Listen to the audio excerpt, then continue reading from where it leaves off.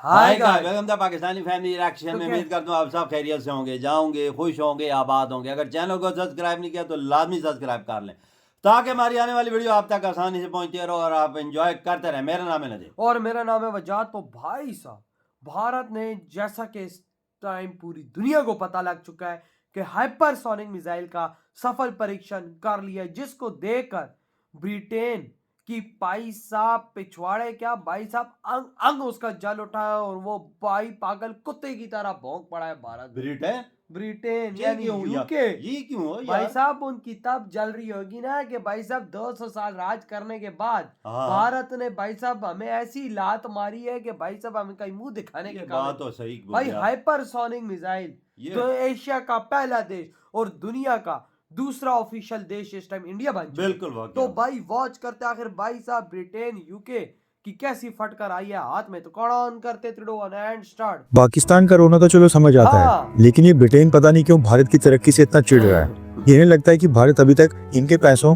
और इनकी financial aid के ऊपर चल रहा है। ये बात किसी से नहीं छुपी है कि ब्रिटेन में एक ग्रुप ऐसा भी है जो भारत की तरक्की से काफी जेलसी करता है। ऐसे कई सारे ब्रिटिश थिंक टैंक्स और डिफेंस एक्सपर्ट्स हैं जिनको डिफेंस और स्पेस सेक्टर में भारत की सक्सेस, हमारी सफलता पच नहीं रही है। एंड इसके पीछे 3 बड़े रीजन हैं। पहला जीडीपी यानी कि देश की अर्थव्यवस्था, दूसरा स्पेस सेक्टर और तीसरा डिफेंस सेक्टर। दरअसल भारत ने ब्रिटेन को रिप्लेस करके अमेरिका, चाइना और रशिया के बाद चौथी सुपर पावर कंट्री का टैग अपने नाम कर लिया है। न सिर्फ हमने ब्रिटेन को जीडीपी के मामले में पीछे कर लिया है, हमारी स्पेस एजेंसी इसरो ने भी ब्रिटिश स्पेस एजेंसी को कई मीलों पीछे छोड़ दिया है। और अब डिफेंस के मामले में भी भारत ब्रिटेन को पीछे कर रहा है। इसलिए ब्रिटिशर्स के मन में अभी भी ये थॉट है कि एक ऐसा देश जिसके ऊपर उन्होंने 200 साल तक राज किया, आज वही उनको इतने सारे सेक्टर्स में पीछे कर रहा है। पिछले साल जब भारत ने सक्सेसफुल मून मिशन किया था, उस समय ब्रिटेन ने कहा था कि भारत अभी भी उनके देश से फाइनेंशियल एड ले रहा है, लेकिन उसके बावजूद भारत ने स्पेस सेक्टर में ब्रिटेन को काफी पीछे छोड़ दिया है। एंड आज एक बार फिर से जब भारत ने डिफेंस के क्षेत्र में एक बहुत ही बड़ी अचीवमेंट अपने नाम की है, कुछ ब्रिटिशर्स का रोना धोना फिर से स्टार्ट हो गया है। ये न्यूज आपने भी सुनी होगी कि भारत ने हाइपरसोनिक मिसाइल का सक्सेसफुल टेस्ट कर लिया है और अब भारत हाइपरसोनिक मिसाइल की टेक्नोलॉजी वाले देशों के एलीट ग्रुप में शामिल हो गया है। भारत के साथ साथ अमेरिका, रशिया और चाइना के पास हाइपरसोनिक मिसाइल्स की टेक्नोलॉजी है और ये तीनों देश अपनी हाइपरसोनिक मिसाइल्स को लगातार स्ट्रेंथन कर रहे हैं। टोटल 4 देश हैं जिनको हाइपरसोनिक मिसाइल्स की टेक्नोलॉजी में सफलता मिली है।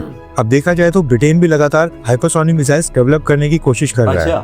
ब्रिटेन की सरकार ने इसके लिए साल 2030 का टारगेट रखा है और $1.2 बिलियन से ज्यादा के फंड्स एलोकेट कर लिए हैं। लेकिन फंड्स एलोकेट या कंपनीज को कॉन्ट्रैक्ट देने से कुछ नहीं होता है। हाइपरसोनिक मिसाइल्स के अंदर एक्सट्रीम लेवल की हीट जनरेशन होती है, सबसे एडवांस्ड और precise control and guidance system fit किए जाते हैं। डिटेक्शन और ट्रैकिंग में काफी डिफिकल्टीज और परेशानी होती है और सबसे इम्पोर्टेंट एक इफेक्टिव इंटरसेप्शन सिस्टम डेवलप करना नेक्स्ट टू इम्पॉसिबल होता है। भारत को इन सब में सफलता मिल गई है and thanks to Indian scientist community और हमारे missile man doctor APJ Abdul Kalam, जिन्होंने भारत की मिसाइल डॉक्ट्रिन की नींव रखी थी। अब ब्रिटेन खुद तो हाइपरसोनिक मिसाइल्स डेवलप नहीं कर पा रहा है, इसलिए ब्रिटेन ने ऑकस अलायंस के थ्रू अमेरिका से भी मदद मांगी है, लेकिन वहां पर भी अभी तक कोई कंक्रीट स्टेप अमेरिका ने नहीं उठाया है। अब अमेरिका भी तो अपनी हाइपरसोनिक मिसाइल की टेक्नोलॉजी फ्री में ब्रिटेन को देने के मूड में बिल्कुल नहीं है। इसलिए हाल फिलहाल में ब्रिटेन के पास हाइपरसोनिक मिसाइल्स आना नेक्स्ट टू इम्पॉसिबल लग रहा है। इसलिए भारत के टेस्ट के बाद कुछ ब्रिटिश एक्सपर्ट्स अब भारत से जलना स्टार्ट हो गए हैं। अब इन्हें विश्वास ही नहीं हो रहा है कि भारत के पास हाइपरसोनिक मिसाइल की टेक्नोलॉजी इनसे पहले कैसे आ सकती है।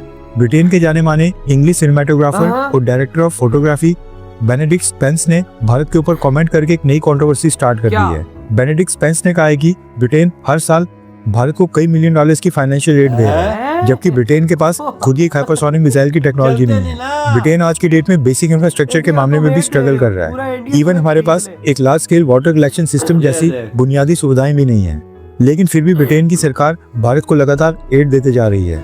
ये कहना है बेनेडिक्ट स्पेंस का।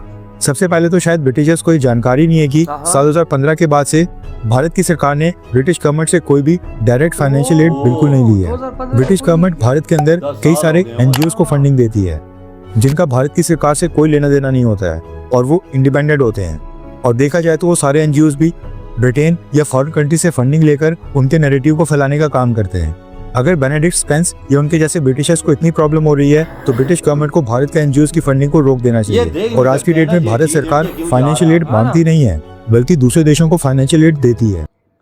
इधर हुई वीडियो खत्म। जब देखो दूसरे घर में तुम्हारे बारे में बात हो रही हो तो समझो अगलों की जल रही है। बिल्कुल। जब दूसरे घर में तुम लोगों की बात हो रही हो कि भाई साहब हम लोग ये करते थे आज वो हो गया, तो समझो उनकी हाथ में आई। बिल्कुल। और देखो आज इंडियन हाइपरसोनिक मिसाइल टेस्ट की पूरी दुनिया को पता लगा। वो तो देख ब्रेक यूके है। जल चुका है, वो वो जल भाई, चुका है, ऐसा अभी पागल तो- हो चुका है ना, हमारी एड पे इंडिया चल रहा है। और भाई ऊपर से कहते हैं 200 साल हमने उन पे राज किया, वो हमसे कैसे आगे निकल ये रहे? देख भाई 2030 का टारगेट रखा हुआ है और ये 1.2 बिलियन डॉलर लौट गए। देख कितनी अमाउंट रखी है, ओ वो भी भाई- टारगेट 5 साल पे बाद का। हाँ, मतलब कि अभी 1 1.5 2 सालों में नहीं, अमेरिका से मदद उन्होंने मांगी कि हम भारत की टक्कर के लिए आना चाहते हैं, हमें हाइपरसोनिक मिसाइल। हाँ। अमेरिका बोलता है जा। न जा।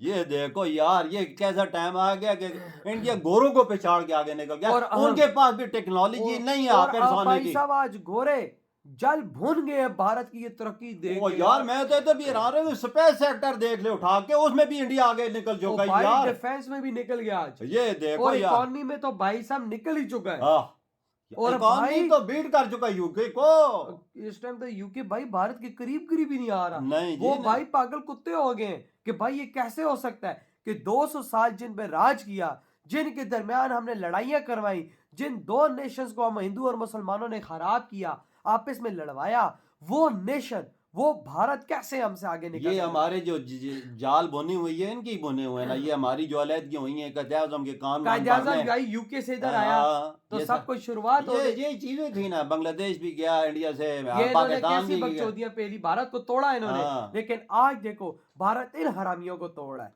लेकिन हर सेक्टर में देखो उठा के इंडिया आगे निकल, हर सेक्टर और उठा भाई के साहब देखो। ये जो अभी तक आगे थे, हाँ। ये किसके पैसे पे आगे थे? इंडिया के पैसे पे। कोहिनूर हीरा, दुनिया की हर महंगी चीज इन कमीनों ने भारत से उठा के अपने देश में ये ले तो गए। मैं याद हो तो हम वीडियो करते रहते हैं, ये जितनी कीमती चीजें थे इंडिया से उठा के उधर अबे लेके गए। गोल्ड की शिप, हाँ। गोल्ड की शिपों की शिप भर के ये भारत बस से ले उसके गए। बावजूद इंडिया ने मेहनत की, आज उनसे आगे निकला है, देख ले। और उनकी चीखें निकल रही हैं। वो नहीं निकल सके। चिट्टे गोरा ये जो मुंह छल था, ये जो हाँ। बैठ के बातें बड़ी ठोक रहा था, इस साले को कोई बंदा बोले ना कि भूतनी के कि चलो तुमने 200 साल तो हमने राज किया, बाद में तुम बोलते हो कि हम भारत को एड दे रहे हैं। तो हरामजादो, भारत से जो तुम चीजें लेकर गए हो उसकी बात कौन करेगा? जो भारत को तुमने लूटा, जो भारत को तुमने बर्बाद किया शुरू में, उसकी बात कौन करेगा? 200 सालों में तुमने भारत को क्या दिया है? घंटा कुछ भी नहीं दिया, वजाहत कुछ नहीं दिया। आज इंडिया भाई भारत को सोने की चिड़िया बोला जाता बिल्कुल बिल्कुल